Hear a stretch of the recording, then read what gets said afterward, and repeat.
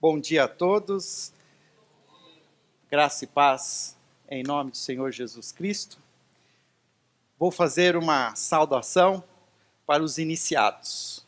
Meu nome é Fábio, sou um cristão, filho amado de Deus, salvo em Jesus Cristo. Já tem algumas pessoas que têm frequentado o Celebrando a Recuperação. Na verdade, nós nos saudamos, nós dizemos o nosso nome. Quem nós somos? Nós não somos o nosso pecado. Nós somos filhos amados de Deus, criados à imagem de Jesus Cristo. E nós podemos chegar a sermos de fato como Jesus foi. O que a grande crise é que nós temos uma natureza de Adão em nós que não nos deixa, que nos puxa para trás. E nós precisamos aprender a cada dia a matar essa natureza de Adão em nós, para que a natureza de Cristo viva em nós. Sejam bem-vindos a essa nossa jornada. Nós estamos trabalhando esse caminho da recuperação, onde nós entendemos que nós precisamos lidar com as nossas feridas, nós precisamos lidar com as nossas dependências, porque isso tudo vai arruinando as nossas vidas.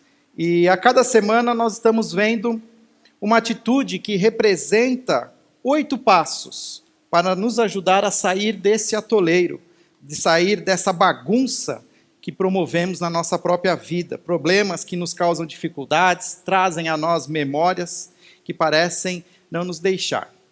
E na primeira semana nós falamos então do primeiro passo, o passo que nós chamamos de o princípio 1, a realidade, que diz assim: eu reconheço que não sou Deus, admito que sou impotente para controlar minha dependência de fazer as coisas erradas e que minha vida está fora de controle.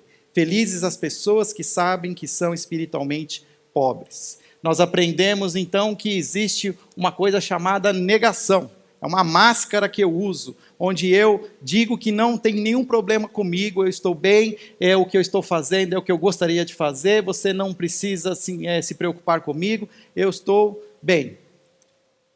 Mas quando nós tiramos essa máscara, nós percebemos que nós não estamos bem. Nós somos, na verdade, impotentes. Nós temos, na verdade, uma incompetência, porque o bem que nós queremos fazer, nós não fazemos. O mal que nós já sabemos que faz, não só que eu sofra, mas que as pessoas que eu amo sofram, eu continuo fazendo. Quando eu chego a essa conclusão, que eu sou impotente, eu estou, na verdade, dando esse primeiro passo. Eu estou entendendo a minha realidade. Ainda bem que nós não precisamos ficar no primeiro passo, eu posso dar um segundo passo. Semana passada, então, nós aprendemos, então, que passo eu dou a partir do momento em que eu entendo a minha realidade. Esse passo é o princípio 2, chamado a esperança, onde diz: acredito de todo o coração que Deus existe, que Ele se importa comigo e que tem o poder de me ajudar em minha recuperação. Através da parábola do pai que tinha 2 filhos, lembra que nós aprendemos, esse é o nome verdadeiro. Existe um pai que nos ama, um pai que deseja estar conosco, se relacionar conosco, que quer cuidar das nossas vidas.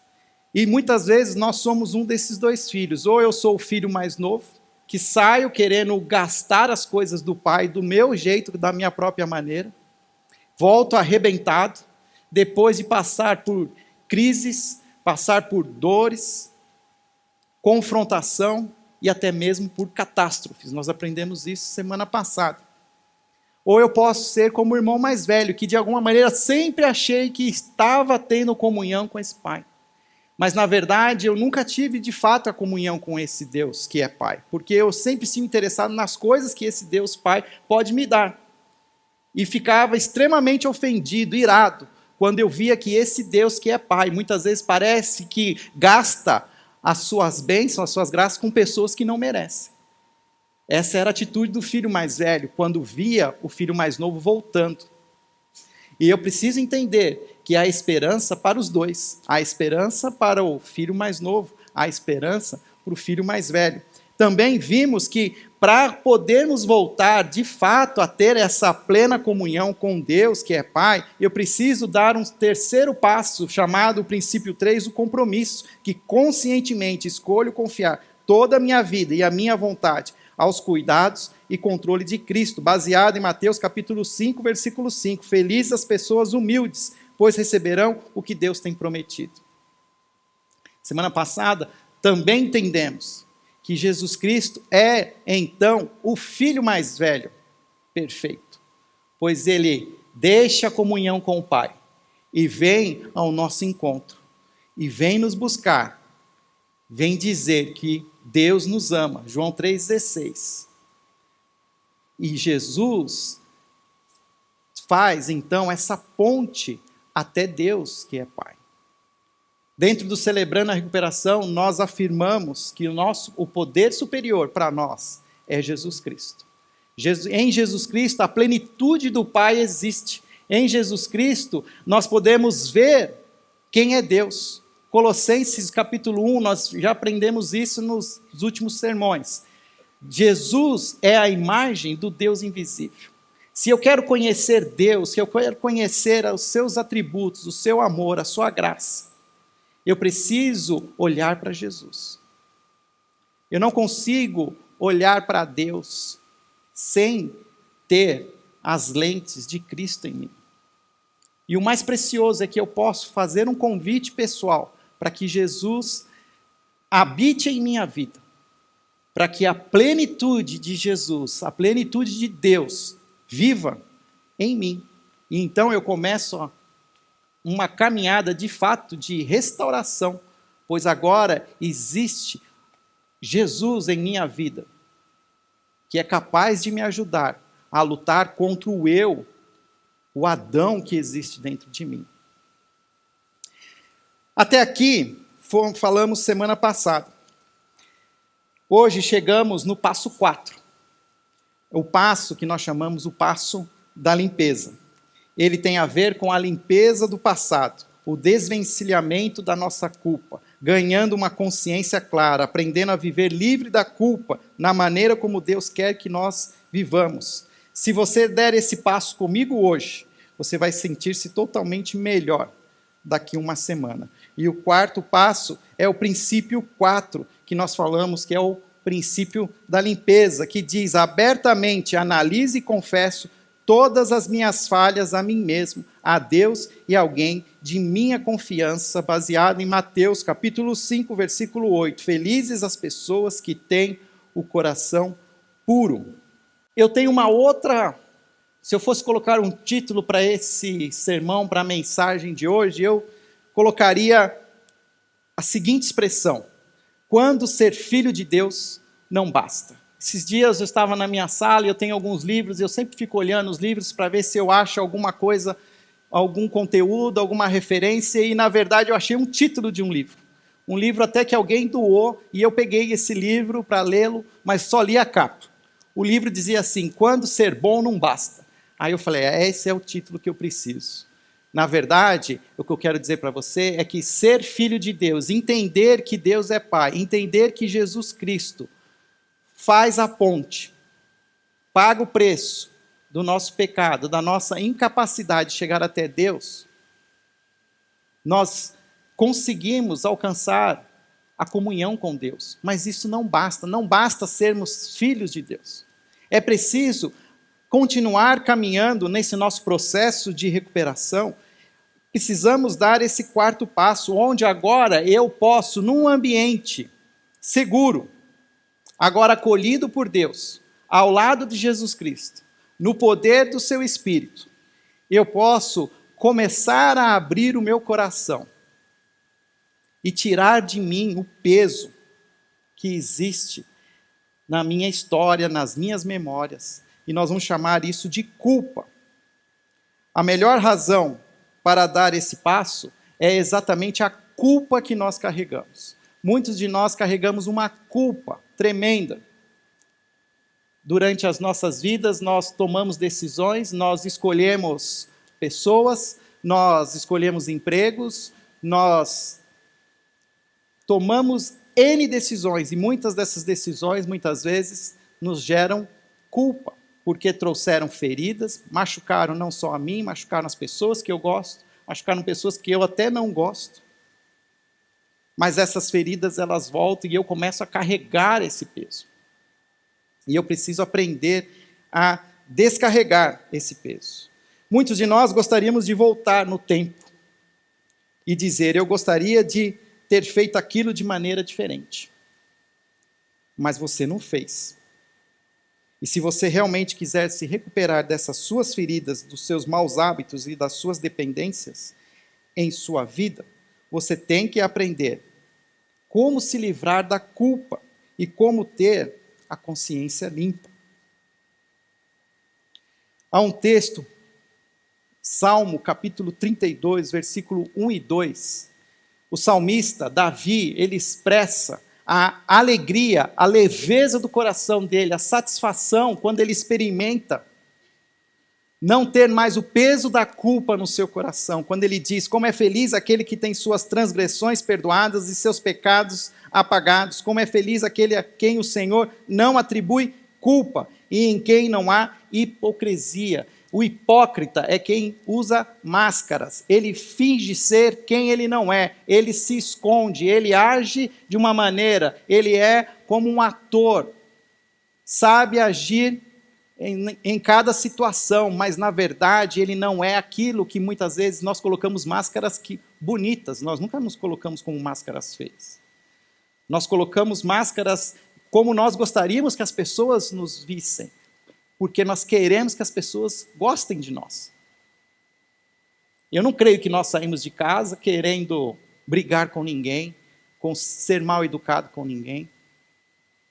Eu não creio que eu saio de casa querendo ser demitido do meu emprego. Eu vou fazer de tudo para que o meu chefe me mande embora. Mas nós colocamos máscaras. Nós dizemos, sim, patrão, tudo bem. Ó, se o senhor espirrar, saúde, hein? Nós falamos aquilo que muitas vezes nós não sentimos.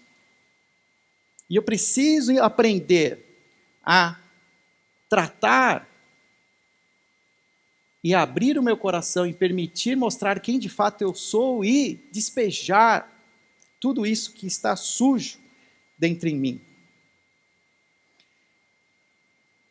Trouxe um exemplo para nós aqui hoje.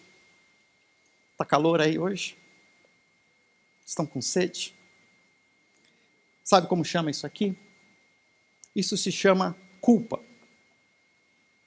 Na verdade, todos nós carregamos a culpa conosco. Eu trouxe isso aqui porque aqui é fácil, eu carrego no bolso. Imagina num dia quente, você está cheio de culpa, e você anda no seu carro o dia inteiro, quente, você briga com o seu chefe, você já chutou o cachorro quando saiu de casa.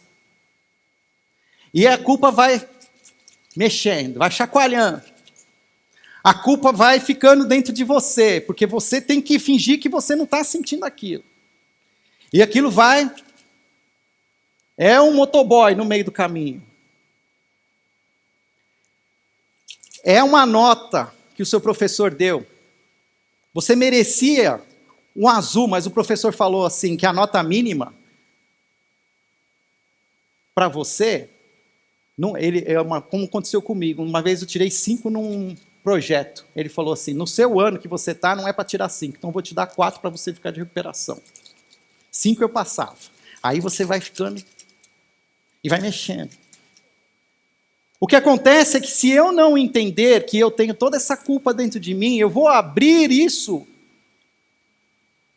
e eu posso atingir não só a mim, mas atingir os outros de uma maneira que eu não quero. Então eu não abro, eu continuo segurando. Mas tem algumas vezes que acontecem acidentes. E esses acidentes acontecem e ela estoura. E a minha culpa, ela vai para todos os lugares. Ela atinge quem eu não queria que atingisse. Sabe por que essa latinha ela não estourou? Porque ela está praticamente vazia. Sabe como eu esvaziei essa latinha, Silvio? Eu fiz um pequeno furinho. E aos pouquinhos, ela foi esvaziando. Sem atingir ninguém, sem machucar ninguém. sem criar grandes consequências. E eu preciso aprender a fazer a mesma coisa com a culpa que existe em mim. Eu preciso experimentar o que o salmista diz: feliz é aquele que as suas transgressões é perdoadas e seus pecados apagados. Como é feliz aquele que ama o Senhor, e quem o Senhor não atribui culpa, e quem não há hipocrisia. A razão para que eu dê esse passo é tudo que a culpa faz em mim. A culpa, ela destrói a minha confiança. Quando eu estou cheio de culpa, eu me sinto inseguro.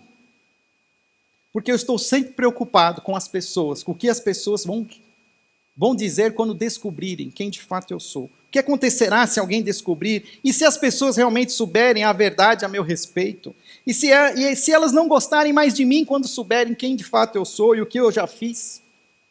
Elas vão me rejeitar. Eu talvez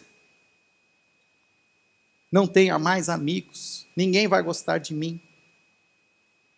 A culpa rouba a nossa confiança. É como uma nuvem sobre a nossa cabeça e você fica pensando: eu não posso continuar a minha vida, porque eu estou com medo de que alguém descubra aquele segredo profundo, escuro, comprometedor, que só eu sei a respeito, ninguém mais sabe a respeito, e eu carrego um fardo pesadíssimo.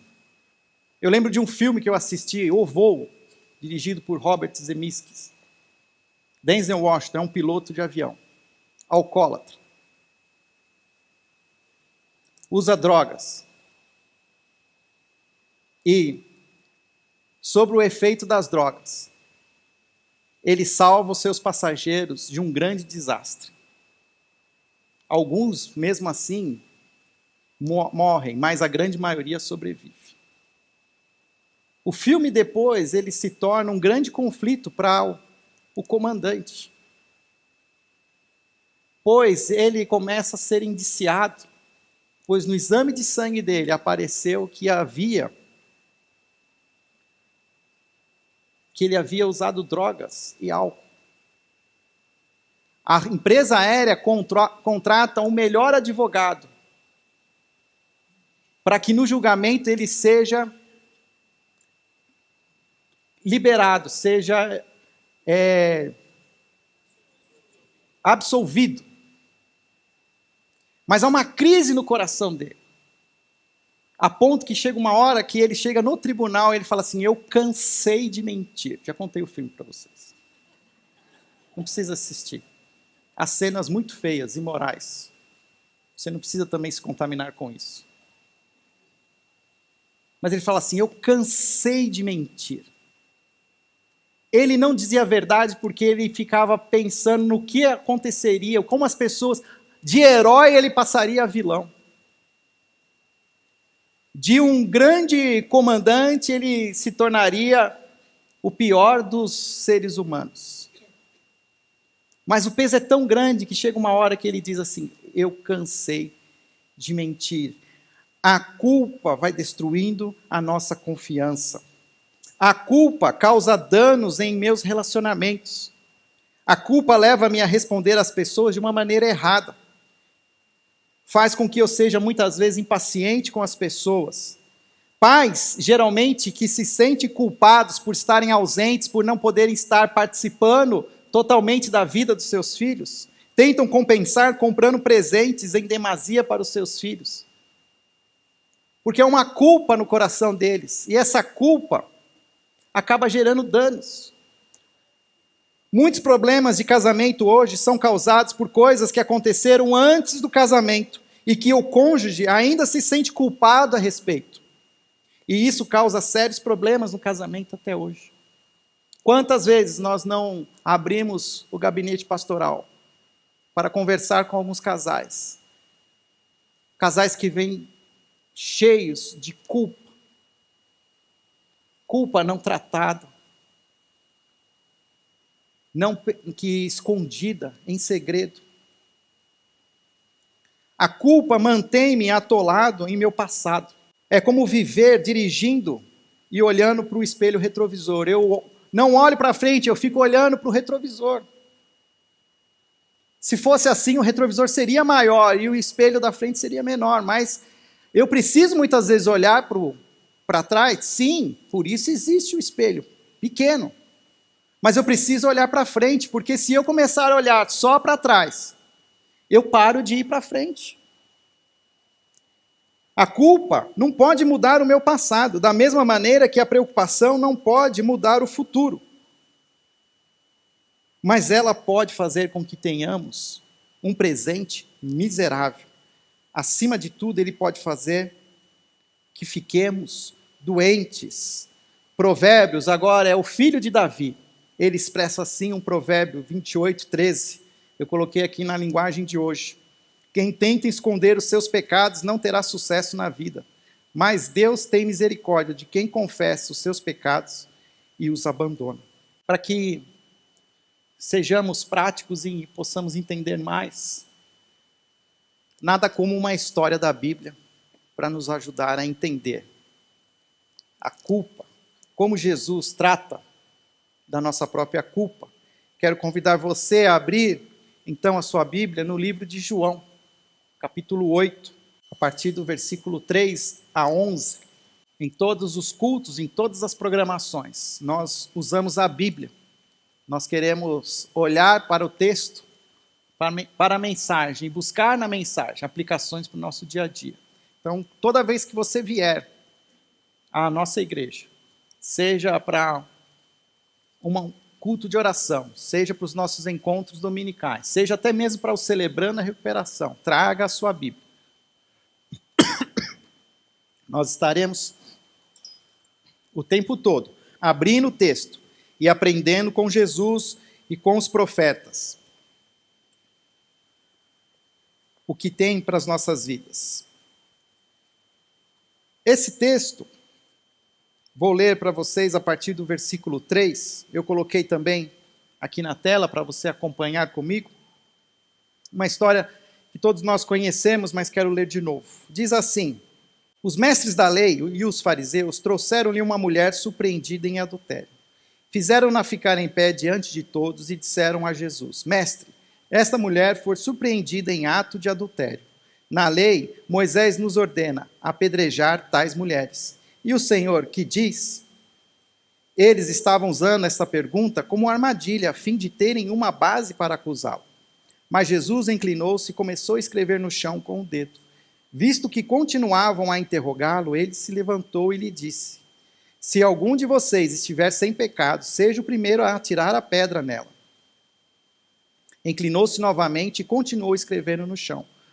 Os que o ouviram foram saindo, um de cada vez, começando pelo mais velho. Jesus ficou só com a mulher em pé diante dele. Então Jesus pôs-se em pé e perguntou-lhe: mulher, onde estão eles? Ninguém a condenou? Ninguém, Senhor, disse ela. Declarou Jesus: eu também não a condeno. Agora vá e abandone sua vida de pecado. A vergonha tem nos mantido escondidos, e muitas vezes escondidos de nós mesmos. A ideia de nós admitirmos nossos pecados e de revelar a outro quem nós somos de fato provoca um sentimento de vergonha e temor. Ainda mais se formos expostos publicamente.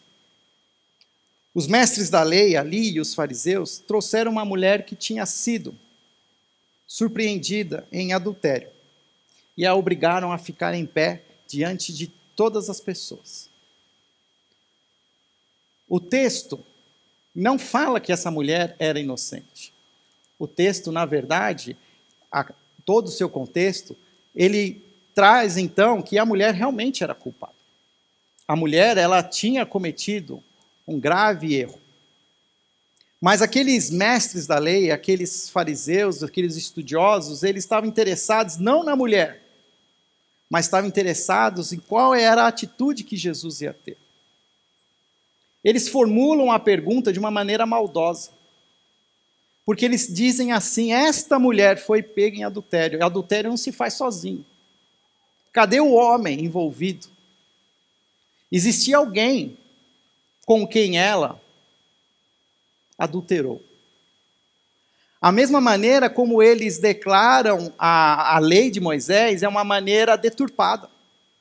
Pois a lei de Moisés, ela afirmava o seguinte, que uma jovem dada em casamento, prometida, uma noiva, ainda virgem, se ela se entregasse a uma outra pessoa, seja um outro homem solteiro ou um outro homem casado, e assim quebrasse o seu compromisso de casamento, seriam os dois condenados à morte. Os mestres da lei queriam saber se Jesus aplicaria a lei. Se Jesus diria, manda jogar as pedras nessa mulher.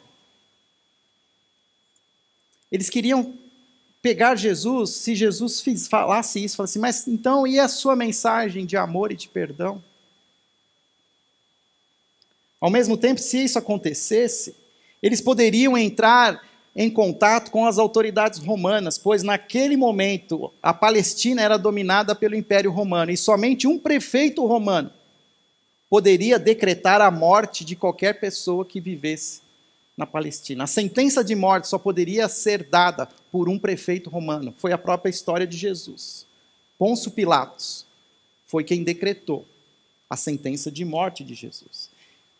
Se Jesus fizesse isso, os fariseus iam atrás dos romanos e ia dizer, ele não respeita as regras do império. Esses mestres não estão interessados em trabalhar com a culpa daquela mulher. O texto continua dizendo que Jesus limitou-se a ficar escrevendo com o dedo na terra. Mas eles não desistiram. Por fim, ele se levantou e disse, quem de vocês não tiver pecado, não tiver culpa, seja o primeiro a atirar a pedra. Encurvando-se novamente, continuou a escrever na terra. Li alguns comentários interessantes e alguns comentaristas chegam a dizer o seguinte. Muitos creem, e principalmente na igreja primitiva, acreditavam que Jesus estava escrevendo na terra algo que fez com que os seus acusadores se fossem. Alguns acreditam que Jesus estava escrevendo parte do texto de Jeremias 17:13. Diz o seguinte esse texto, o nome dos que se apartam de mim será escrito no chão, porque abandonam o Senhor, a fonte das águas vivas. Talvez estivesse fazendo uma lista dos pecados secretos dos líderes judeus. Agora vamos voltar para aquela cena. A mulher ali, exposta publicamente. A sua culpa é exposta a todos.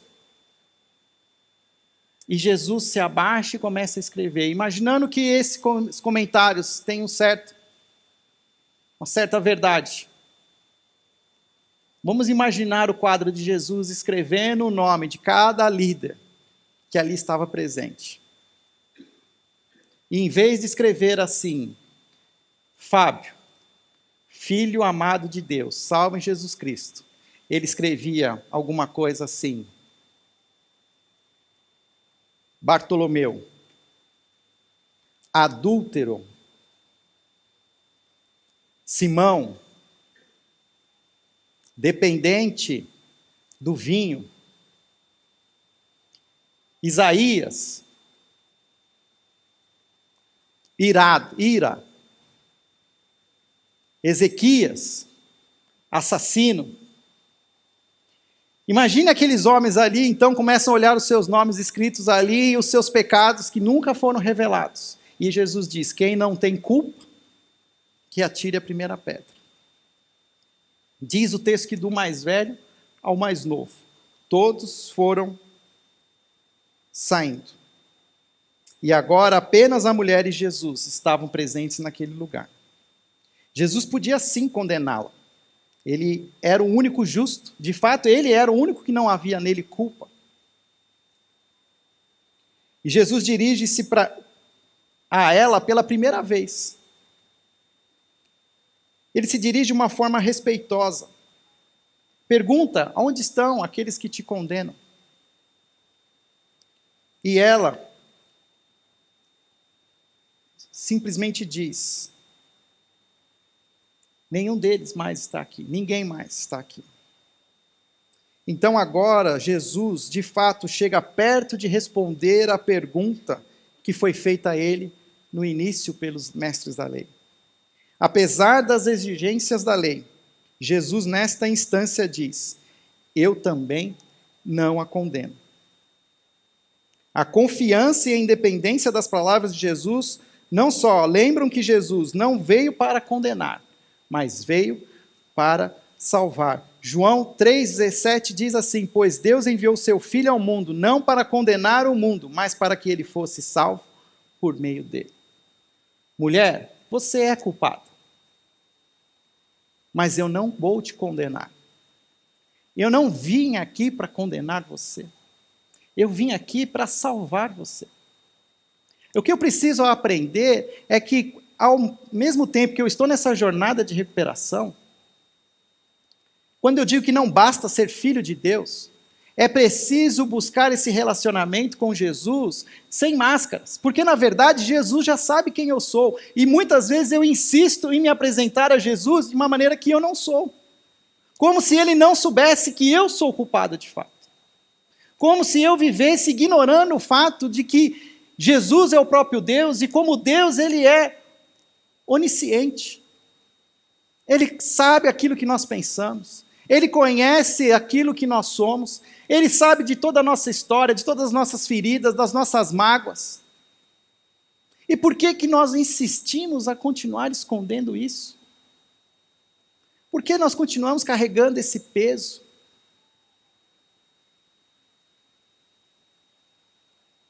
A pergunta é: como eu posso dar esse passo? Esse é um daqueles passos, esse é o passo 4, o princípio 4, que separa os homens dos meninos. Este é o passo, é aquele que separa os que querem conversar sobre recuperação e aqueles que realmente querem fazer algo a respeito, dizendo: eu vou fazer a minha vida ir em frente. Eu quero ficar bem, quero crescer, quero ficar livre do meu passado, quero ser capaz de fechar aquelas páginas da minha história, quero sepultar o meu passado, eu quero viver o hoje sem lembrar aquilo que eu já fiz no passado. Eu quero viver daqui para frente. Eu quero deitar no meu travesseiro e não precisar trazer à memória todas as coisas ruins que eu já fiz. E como eu dou este passo? Sexta-feira à noite nós tivemos o nosso segundo encontro de Celebrando a Recuperação. Durante esse mês de fevereiro nós estamos fazendo uma série de palestras, trazendo líderes de outros ministérios celebrando a recuperação. E nesta sexta veio o Carlos Barcelos, alguém que há muitos anos atrás, inclusive, introduziu o programa na Igreja Batista do Morumbi e hoje está na Igreja Batista Memorial em Alphaville. E ele, sem saber que eu ia falar sobre o quarto passo, ele citou que o passo mais difícil no caminho para a recuperação é exatamente o passo da limpeza. O passo onde eu abro o meu coração, onde eu coloco para fora tudo aquilo que me fez mal, que me machucou, machuquei pessoas. E muitos líderes existem que trabalham com o programa Celebrando a Recuperação, que ainda não tiveram a coragem de colocar isso para fora. E por isso não estão totalmente recuperados. Como eu faço isso? É simples, mas precisa ter coragem. Porque a primeira coisa que você precisa fazer é um inventário moral e pessoal. Quando você aplica os princípios do Celebrando a Recuperação, paralelo aos 12 passos do programa dos Alcoólicos Anônimos, ou qualquer outro grupo anônimo, chega a hora que o passo diz o seguinte: fizemos um minucioso e destemido inventário moral.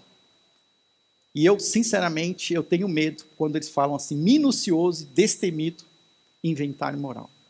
Eu morava em São Paulo num prédio de 14 andares e morava no último andar, e eu tinha que pegar um elevador.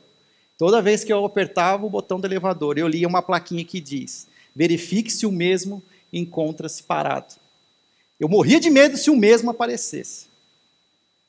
Agora eu morro de medo do destemido, do honesto. Pois o inventário não é Jesus, foi mal. É algo que demora. É algo que eu preciso colocar para fora. Precisa ser minucioso. Precisa ser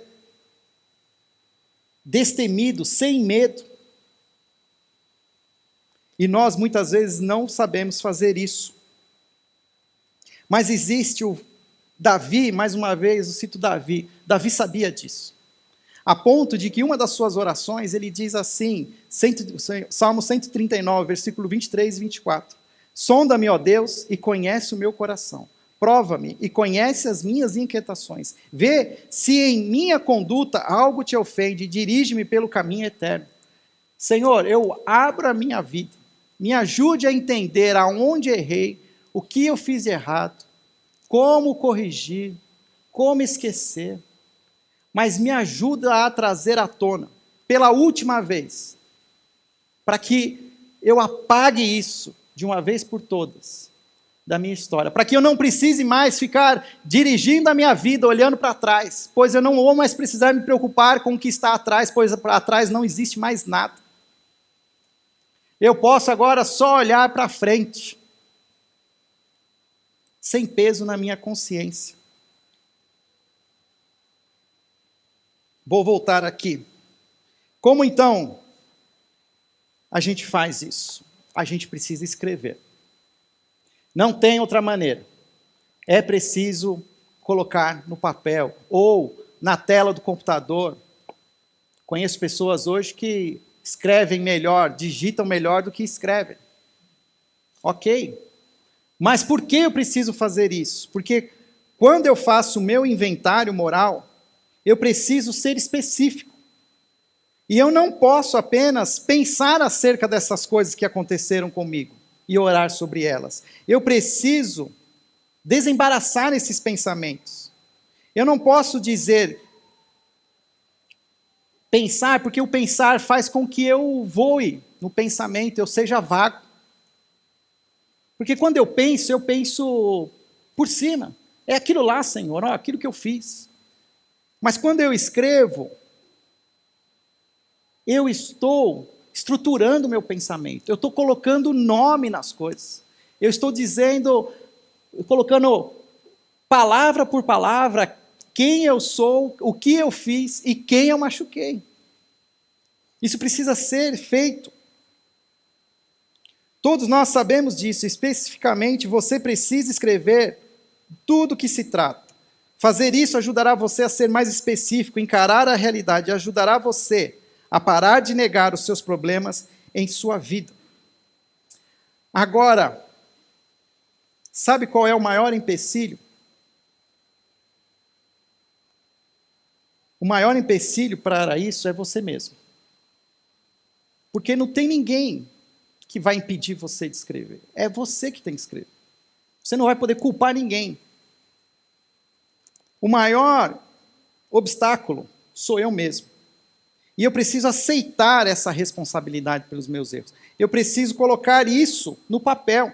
Eu não posso dizer assim, como muitas vezes acontece. Se eu apenas mudasse este relacionamento, se eu pelo menos eu vou só mudar de trabalho, eu vou só mudar de cidade, eu vou mudar de local, então tudo estará bem. Não vai, porque o bagunçado é você. E aonde você for, você vai bagunçar as coisas. Enquanto você não colocar a sua bagunça no papel e dizer que você é isso que você está colocando no papel, você vai continuar bagunçando as coisas. Não adianta mudar de emprego, não adianta mudar de casamento, não adianta querer mudar de cidade. Você vai continuar sendo um bagunceiro que você é. E mais, João, na sua carta, em 1 João capítulo 1:8, diz: se afirmarmos que estamos sem pecado, enganamos a nós mesmos, e a verdade não está em nós. Lembra de Jesus e a mulher culpada. Jesus sabia que ela era culpada. Não só sabia que ela era culpada, como sabia que todos aqueles líderes eram culpados. Para de querer encarar a sua própria história como um conto de fadas. E no final, viver o feliz para sempre. Qualquer dia desse eu vou trazer para vocês a oração da serenidade. E na oração da serenidade nós oramos que nós sejamos o máximo que podemos felizes, para sermos de fato felizes na eternidade. Eu preciso encarar quem eu sou, assumir a responsabilidade.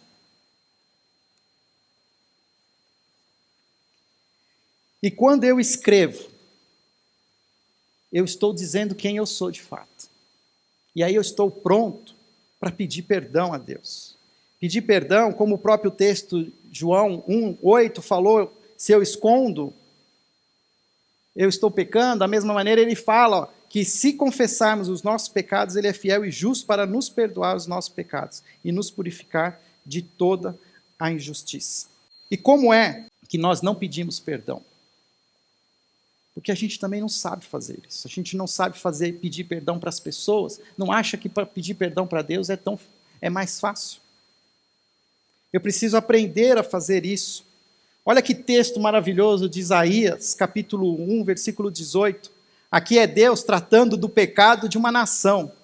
Mas nós podemos trazer para a nossa realidade. O Deus que agora nós temos consciência que é o nosso Pai. Não basta ser filho de Deus, é preciso conversar com esse Deus. A ponto de trazer para ele a lista do nosso inventário e permitir que ele diga isso para nós, esse convite. Venham, vamos refletir juntos, diz o Senhor. Embora os seus pecados sejam vermelhos como escarlate, eles se tornarão brancos como a neve. Embora sejam rubros como a púrpura, como a lã se tornarão. Vem, traga a sua sujeira, traga tudo que você fez de errado, traga a sua história de morte, a sua miséria. Vamos refletir sobre isso. Mas no final, eu quero dizer para você que a sua lista, ela vai ser apagada. Ela vai ser limpa. Ela vai ser mais branca do que a lã. Ou em algumas versões, mais branco que a neve. E muitas vezes eu chego para pedir perdão para Deus, eu suplico como quem pede esmolas. De novo, eu caio na armadilha de vir como aquele filho mais novo que vem, Senhor, pequei contra ti, eu quero agora ser só um servo seu. O Senhor me dá o que eu tenho direito aí por ficar aqui, mas vem pedindo esmola. Ai, me dá um pouquinho. E o que ele quer te perdoar. Deus é um Deus que tem tudo para te dar. Ele não vai te dar só um pouco, uma esmola, ele vai te dar tudo. Tudo que você precisa, para todas as áreas da sua vida, para toda a sua lista. Ele não vai chegar para você e falar, isso, a lista aqui está difícil, vamos só trabalhar o item 1 hoje, porque a graça de hoje está acabando, então amanhã ela se renova e a gente continua no item 2. Não. Não precisa chegar de pouquinho, mas traga tudo, porque tudo você receberá. Não barganhe. Você não deve dizer, se tu me perdoares, eu nunca mais farei isso novamente. Isso é uma das grandes erros que nós caímos. Quando também nós queremos perdoar as pessoas, eu falo assim, eu só perdoo se ele prometer que ele nunca mais vai fazer. Quando? Se o Adão que vive em nós continua morando em nós. E eu preciso entender que talvez essa seja a minha falha de caráter, aonde eu vou estar sendo fraco. Então, eu não vou prometer aquilo que eu não posso cumprir. Eu simplesmente vou pedir perdão. E não vou subornar. Eu não vou dizer para Deus, se tu me perdoares, eu prometo fazer um monte de coisas boas. Prometo ir na igreja, prometo ir no Celebrando a Recuperação. Farei isso, farei aquilo. Não prometa nada. Deixe Deus te perdoar. Receber dele o amor incondicional. Amor que não tem preço. Que não precisa de nada em troca. E quando nós fazemos isso, existe um processo. Nesse processo, existe um quarto passo, que eu preciso admitir essas minhas falhas a outras pessoas. Fábio, até que você está falando para mim que trabalhar isso com Deus é uma coisa, mas agora eu tenho que contar para os outros? O problema, queridos, é que para sermos de fato curados, nós precisamos confessar para alguém quem nós somos. Tiago, capítulo 5, versículo 16, diz assim: portanto, confessem os seus pecados uns aos outros e orem uns pelos outros para serem curados. A oração de um justo é poderosa e eficaz. Alguns são capazes de colocar diante de Deus aquilo que são, mas nesse passo eu preciso incluir também furar uma bolha nos meus relacionamentos e escolher alguém para dizer e sem máscaras contar quem eu sou. Pois Deus nos chamou para vivermos relacionamentos. E eu preciso aprender a viver relacionamentos saudáveis sem máscaras. Eu preciso escolher alguém confiável. E para quem que eu vou contar? Nós não vamos fazer como uma mulher adúltera que é levada em público, exposta em seu pecado. Mas eu vou escolher alguém de confiança. Alguém que pode guardar para si e não vai contar para ninguém mais. Que tem uma reputação de guardar segredos. Você não vai falar para mais de uma pessoa, somente para uma. Alguém que compreenda o valor daquilo que você está fazendo. Alguém que é maduro o suficiente para não ficar chocado com a sua história. Alguém que conhece o Senhor o bastante e possa refletir o seu perdão a você. Talvez essa pessoa será um pastor, um presbítero, um líder de pequeno grupo, um conselheiro cristão. A maior parte dos cristãos genuínos que eu conheço ficariam honrados de poderem fazer isso por você. No Celebrando a Recuperação, nós chamamos isso de padrinho. É alguém que nós olhamos em nossa jornada, no nosso caminhar com Jesus, e vemos que ele está na nossa frente, que ele tem vencido. Ele já passou por esse minucioso e destemido inventário. E eu vejo a leveza da sua vida. Eu vejo a cura de Jesus nele. Então eu falo assim: padrinho, eu quero que você conheça quem eu sou, porque eu estou querendo seguir os passos de Jesus e eu quero que você me ajude. Você está na frente. Infelizmente, muitos dos que começam o programa do Celebrando a Recuperação não avançam para o quarto passo. Eles param aí. Nesta semana, na sexta-feira, estará aqui conosco o líder do Celebrando a Recuperação em São José dos Campos. Uma igreja de mais de 8.000 membros. Sabe quantas pessoas chegaram no Celebrando a Recuperação no ano passado? 3.500 pessoas. Passaram pelo menos uma vez no Celebrando a Recuperação. Sabe quantas fecharam os 8 princípios, cumpriram os passos? 400 pessoas. É bastante para nós aqui, mas imagina o número de pessoas que entram. Por isso eu não vou falar de mais nenhum outro princípio hoje. Nós precisamos pensar nisso. A minha vida bagunçada só vai melhorar quando eu colocar no papel quem eu sou. Não basta ser filho de Deus. Aceite o perdão de Deus e perdoe a si mesmo. Deus nos perdoa instantaneamente. Ele não espera o momento em que você pede perdão. Você é perdoado. Ele nunca vai fazer você esperar. Ele nunca faz com que nós sofremos. Deus perdoa gratuitamente. Ele gratuitamente tira de nós o nosso pecado.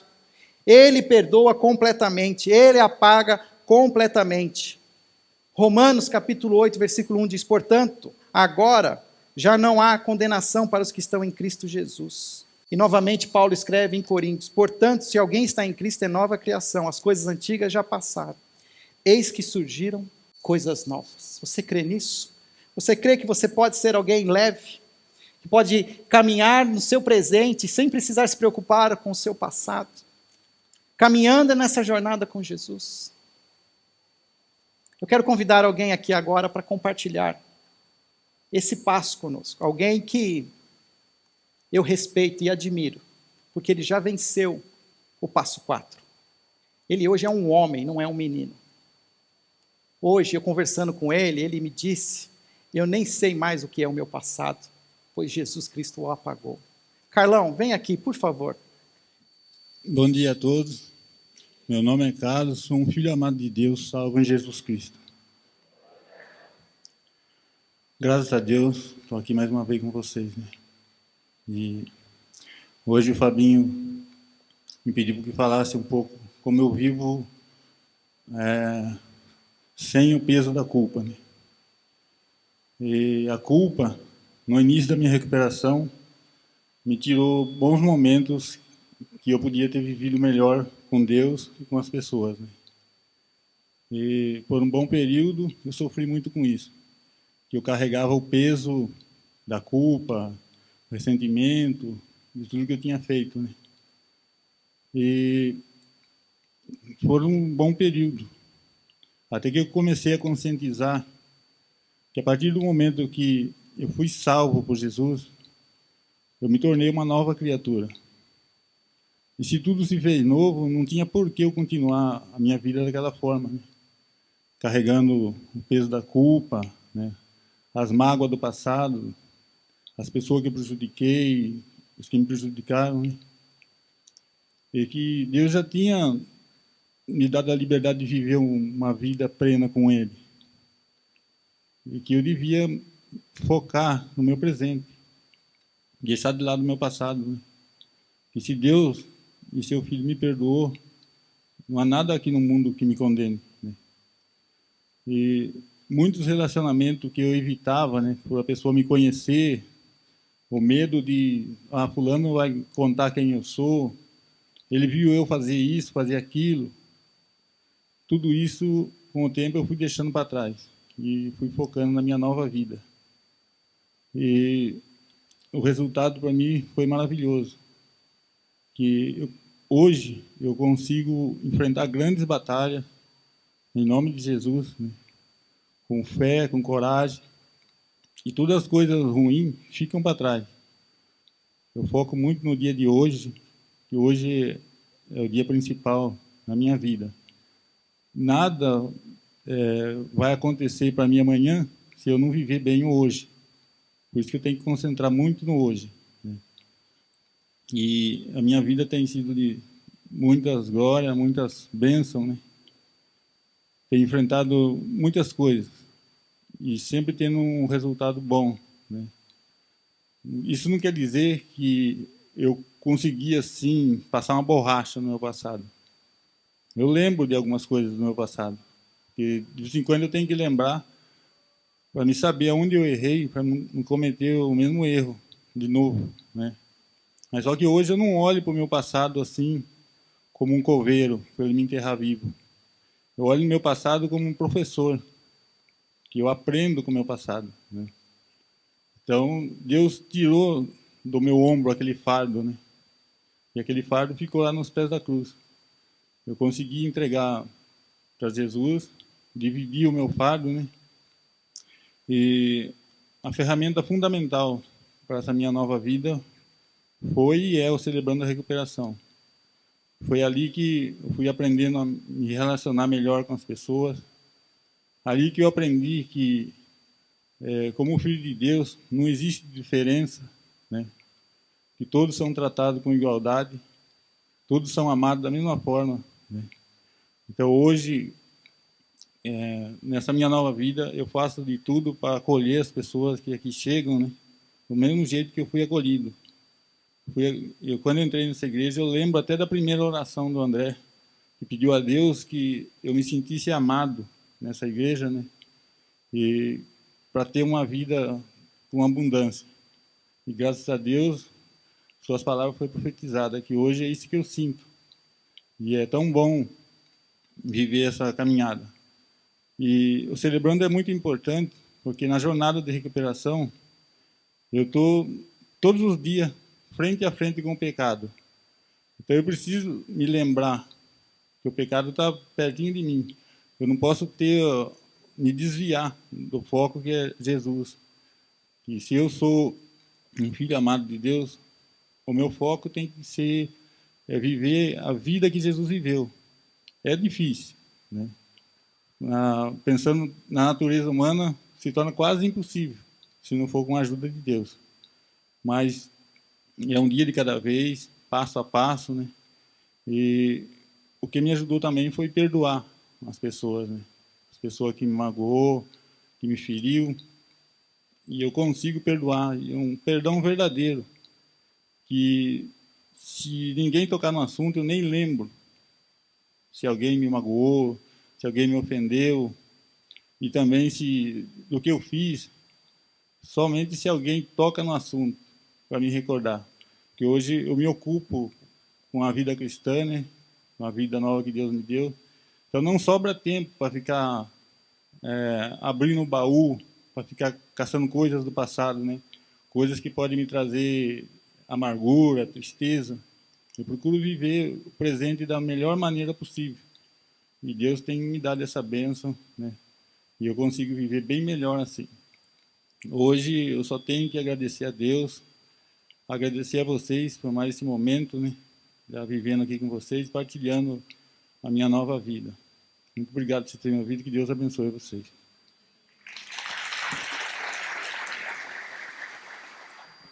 Quando a mulher ficou sozinha com Jesus, Jesus diz para ela: eu não te condeno. A sua culpa, ela está perdoada. Vá e não peques mais. Comece de novo, comece do zero. A sua má fama, ela já foi revelada.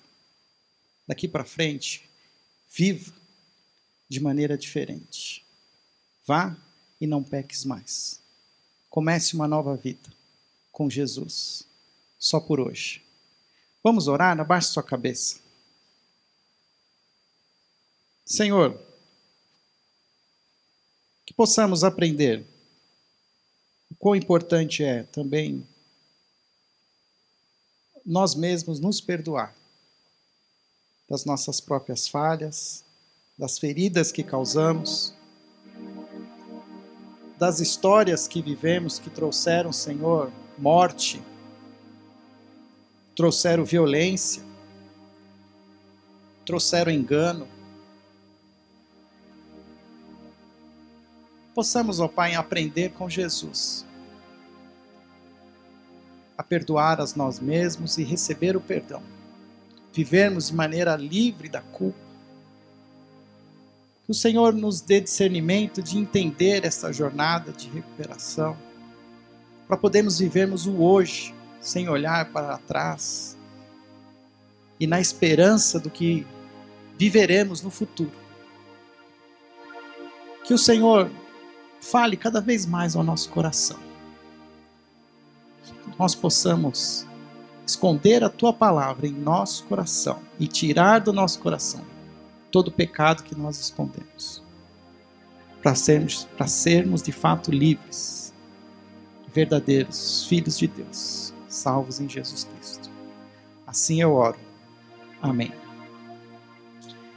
No livro de Apocalipse, no capítulo 20, o profeta revela um momento onde os mortos serão trazidos à vida.